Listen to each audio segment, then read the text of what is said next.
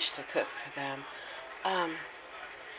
Look at this. This is some fish pulled out of the Stockton Delta, and I'm used to fish in the store, but I don't know if that's teeth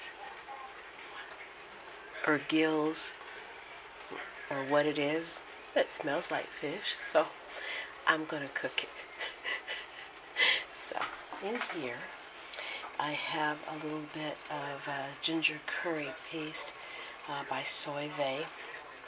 I have sage, garlic, hickory smoke, salt, onion, a little bit of parsley bouillon, an egg, add a little bit of water to it, mix it together. Then I'm going to use some cornstarch and a little bit of seafood batter.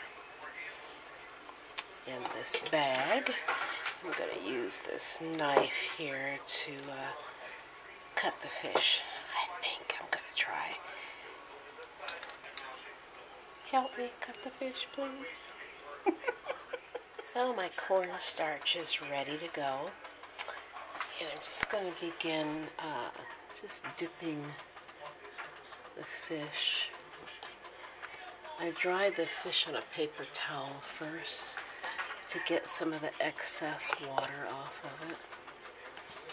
Dip it in my egg and curry ginger paste. It's light on the curry, so it's not overpowering.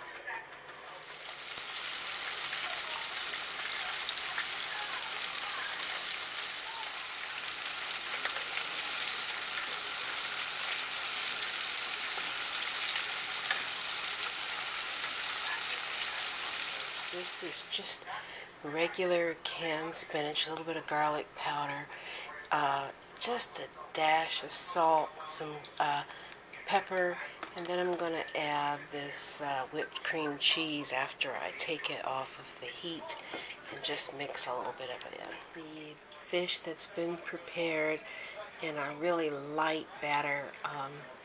My friend, she didn't have any cornmeal, so I just, improvised, and I just used cornstarch. Still corn, right? Just a finer version should work. Oh, life is a learning experience. That's it. Cream cheese. I'm just going to stir this in, and this will be our cream, delicate, delicious cream spinach. And I've prepared some rice to go with our fish, and I think she will love it. The meal is kicking with flavor. It's bold, and there's a lot of flavor. This will be my presentation for the cream spinach. This nice little bowl.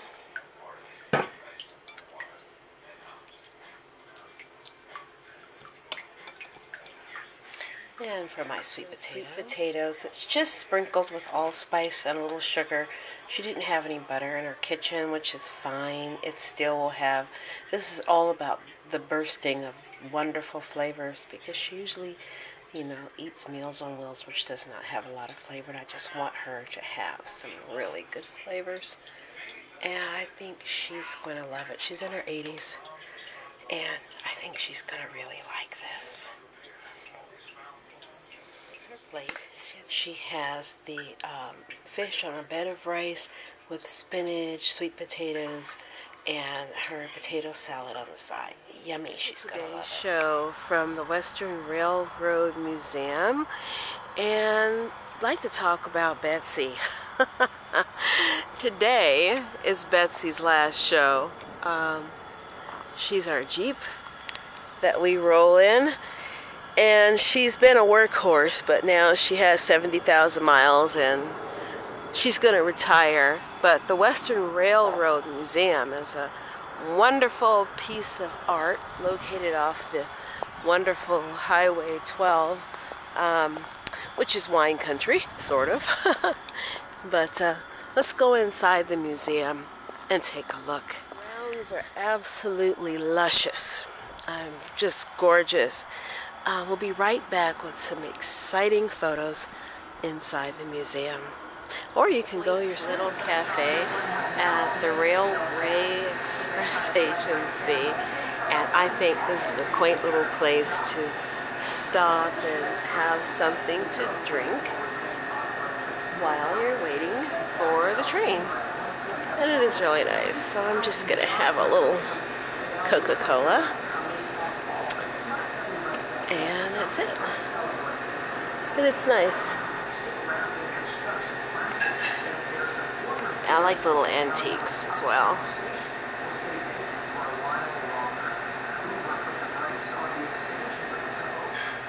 Old phone, isn't that nice? And then there's another old phone. Yes, nice. That's over there. Hi, I need one of your cold coffees, please. That's another train station, and I wanted to show you some of the antiques inside of the station. He likes antiques? Oh, they're just gorgeous. And these are some of the antiques, some of the old trains.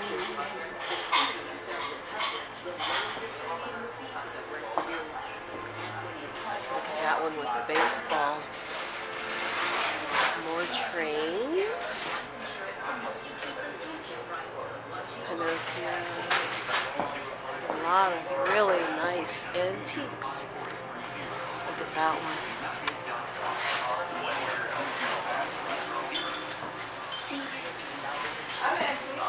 You're antique? You're not antique. And this is a really nice antique. Look at that. Including the shoes, belt buckles, everything.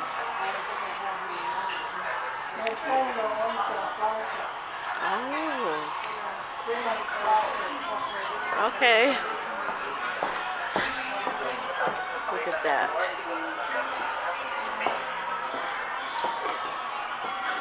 Now that's an antique. Talking with Ayu Solo, who has come from Chicago to California to finish doing his album. Ayu Solo has a personality that I know you will love. Ayu Solo, what is your music about? My music is about raising the consciousness of people who listen to it and reaching people in a way where they can feel what I'm saying and they can see what I'm saying is the truth. And what I try to do is make music for people to be able to see the society from my point of view. And many people have different point of views, and some people are not, with the gift that they have, sometimes they don't relate that point of view and that support to people who listen to their music. And I'm here to give support and show love and caring and compassion for people through my music, and also shed the truth about what's going on in society, what's going on with us people, what we can get better at, and what I feel like I can get better at as well. So my music is very transparent music. Is what I like to make, transparent music that shows, that tells you about my life as well, and the life that I see at 25. So the passion for your music, where does it come from? Because your name Ayu Solo, what does it mean? Well, my name means joy. Okay. And solo is just because I've always been kind of like solo with my journey in this world. I've come from Nigeria all the way to here to California, and the journey I've gone through, it's only me that can go through it alone. That's why I said I'm solo, but I'm joyful. I'm joyful through my journey, and I share, and I want to share joy with people as well. And so so my music, and where it comes from pretty much is like, my heart. It comes from my heart. It comes from the love from my heart to people. So has your life been easy the entire time you've been Nigeria, California, I mean, all over the world. Globetrotter. No, it has not been easy at all. It's been very difficult, but it's not been difficult in the way of where it's been hard on me, but it's been difficult in finding myself through my journey. You know, it's been difficult as well living in Nigeria. You know, it's a third world country. It's a lot of things are much harder to get out there than here. There's a lot more opportunities out here than there. So a lot of things are done manually in a way. You know, you have to go out and get what you need if you want to survive. And For example, you know, school-wise, it takes a lot to go to school. Like, it takes a lot of years to go to school. And after you graduate college, you know, it's still not guaranteed you get a job. yes. So you still got to go out there and build a network, find people who knows people, and it's very hard where there's not a lot of opportunities there to find people that's going to help you. You know, so me growing up there was more of, you know, me learning some important survival skills to survive anywhere, pretty much. You know, if you can wash your clothes by your hand, you know, you can live anywhere. You can wash your clothes anytime. If you're used to washing your clothes with your hand, you know, you don't need a washing machine, and you don't feel like you need a washing machine. You know, if you can wash, if you can get water at the well, you know, go a mile to the well, you know, and then you can appreciate the water that's, you know, that's here available for us. You know, you can appreciate it more. And I think just going through the hardship gives us appreciation for life even more when you come over here to America. You know, it gives you more appreciation for the blessings, you know, that God has given you to be over here, and taking you away from a place where it might have been much harder for you to be successful. And so that's one of the things, you know, living out there, you know, it's and then, you know, and coming over here, going to Chicago, you know, you're going to another place where there's still not a lot of opportunities in Chicago. It's still very hard to make it in Chicago. There's a lot of violence there, and there's a lot of people who are not willing to help you because everybody kind of stays to themselves. So you got to deal with that as well, you know. But I guess the hardest transition for me is coming from Nigeria, and, you know, coming out here. You know, was one of the hardest transition, because just getting used to the way things are here, and you can lose control of yourself when you come from a place that has nothing, and then you come to a place that has everything, and you see it before your eyes. You can lose control of yourself, you know, and not do things responsibly because of the things that's thrown at you. The different groups. So what artists what genre of music do you kind of categorize your music as? I would say my music would be rap music, but it's a different type of rap music. It's something that we haven't heard since Tupac. That's what. That's how I view my music. You know, as we haven't heard this type of music I'm making now. Because you're in the studio now. Yeah. In the studio since Tupac, because Tupac was very expression. You know, he had a lot of expression. You know, and he was able to spill his heart out to people who were willing to listen, and you know, he wore his emotion on his sleeve. You know, and he was just very passionate, and that's who I am. And I grew up on Tupac, but I also listen to Nigerian music as well.